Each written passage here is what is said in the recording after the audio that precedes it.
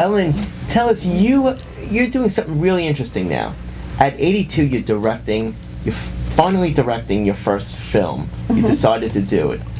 Tell us, what is the project about, but most importantly, what's involved in it? Because many people in the audience don't have the Hollywood background, and stuff has changed over time, getting financing for a film, and just the different aspects.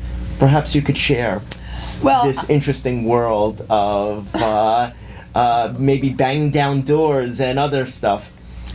I was sent this script. It's called Bathing Flow. The story, roughly, at the beginning you see a young actor auditioning for a commercial, and then he runs out and he's running to get to his day job, which is a waiter, and he can't get a cab and blah blah blah blah blah, and he ends up late, and he gets there and his boss fires him. Then he goes home, and when his roommate learns that he's been fired and he doesn't have a job and he's behind on his rent, she throws him out. So he's out on the street, and he runs into a customer from the restaurant and who says, "I hear you got fired." They get into a conversation. He tells him he has nowhere to live, no money, no job. And the customer says, "Well, listen, I'm leaving town. You can stay at my apartment if you want, rent free. I'm going to be gone for a while." And he says, "Really? Rent free?" "Yeah." He said, "All right, meet me over there." He fails to mention that his mother lives in the apartment.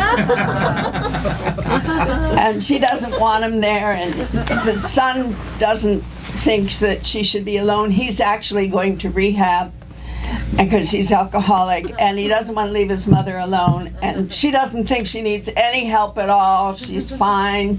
She's not. So anyway, it's very funny and it's very charming, and I like the script a lot, and I said I'd do it, and they didn't have a director. And I, having recently remembered that time when John Calley asked if I wanted to direct Alice, I've recently been thinking, I never did direct a movie. I really thought I was going to. And then here was this movie, and I said, why don't I direct it? So they went for it. So then I got involved in what it takes to get a movie on. Now, back in the days in the 70s, like for instance, Last Picture Show, Peter Bogdanovich brought the script to a small company called BBS. They liked it, they read it, they said, "Here's $1 million, make your movie." And then he cast it, and we all went to work. None of us were stars at the time. Jeff Bridges and Cloris Leach and Sybil Shepherd. We were all unknown actors. But that's not the way it is now. Now the multinational corporations have bought the studios. So all of the big, Warner Brothers and all those studios are owned by multinational corporations. They only make blockbuster films that are going to make $1 gazillion, and once it has, then they make the second version of it and the third and the fourth. And those are big money, big budget films.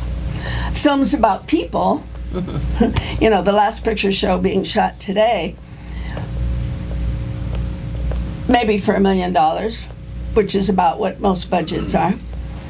You have to first cast it, and you have to cast it with somebody that the financiers are going to like, and a name that will mean something in Europe, because it'll be European money. So I have to cast this film where there's no money. I don't have any money to offer anybody, and then get that cast to agree to work if I get the money, and then take that cast to the money people. So I am pleasing not my creative concept, but the money people. This is what's happened to Hollywood. So, and now I have to cast somebody. There's a list of boys this long. I mean, this is a young actor. I have to, this long. This many people are good for the financiers. I have to get one of them to work. Eddie Redmayne, you think he's going to sign on to do my movie when there's no money? I can't offer him anything. Teller, the Teller boy and the drum, what's his name? It's Miles Miles Teller. Thanks.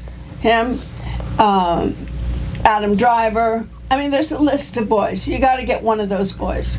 They're all working. There's no way to get them. And even if you could get them, you know, they're not going to sign on for a movie where there's no money. So I'm in that catch-22 right now, trying to figure out how to talk somebody into doing the movie and to please the financiers. And I'm not going to do it with somebody I don't like. I'm not They going to. should want to work with you. That's the right answer. That's what we suppose, but it's not necessarily true. Or, you know, they say, for instance, I had a lunch with an actor, I'll leave his name out, who I really liked and was wonderful. And we had lunch and he said, "Oh God, I'm honored to be sitting at a table with you. This is a dream come true. I'd do anything to work with you and I love the script." I said, "Does this mean you'll do it?" He said, "Yes, absolutely, I can't wait." I said, "Are you free?" He said, "Yes." I said, "Oh, good, let's do it." Okay, now my movie's getting made. Within 2 hours, his agent talked him out of it. Yeah.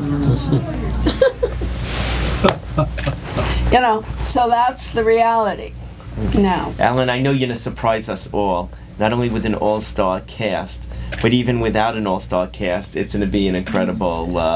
Thank you for your It's going to be an positive incredible thoughts. film.